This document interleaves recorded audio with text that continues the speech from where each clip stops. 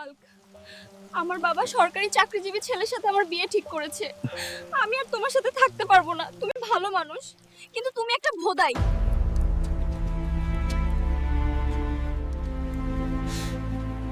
সোনিয়া, সবাই আমাকে ভোদাই বলে, আজকে তুই আমায় ভোদাই বললি।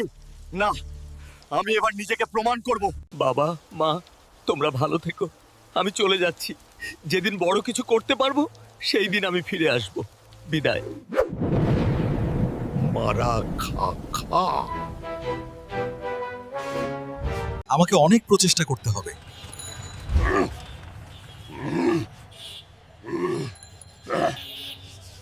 টার্গেট ওই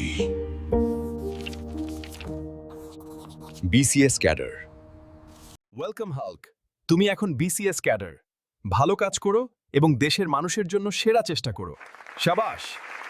আপনারা সব সময় বাংলাদেশের জন্য সেবা করুন, দুর্নীতির বিরুদ্ধে দৃঢ় থাকুন। আমরা একসাথে এই দেশকে সুন্দর, শক্তিশালী এবং মর্যাদাপূর্ণ দেশ হিসেবে গড়ে তুলব। আজ 18 বছর ধরে আমি এত পরিশ্রম করে আজ একজন সম্মানজনক বিসিএস ক্যাডার। এবার আমার বাড়ি ফেরার সময় হয়ে গেছে।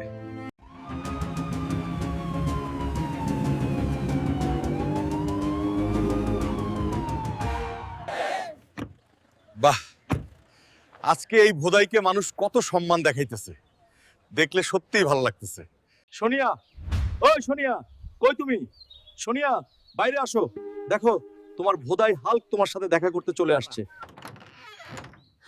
তোর এত পরিবর্তন কেমনে হইলো? তুই কেমনে এত বড় লোক হইলি? আমি ঢাকা যায় অনেক কষ্ট করছি, রিক্সা চালাইছি, জুতা পালিশ করছি, কিন্তু পড়াশোনায় কোনো গাফিলতি করি নাই।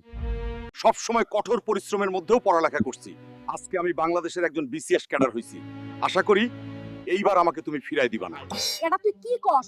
আমার তো মদনের ছেলে পদনের সাথে 18 বছর আগে বিয়ে হয়ে গেছে। এখন আমার ঘরে একটা 18 বছরের মেয়ে আছে।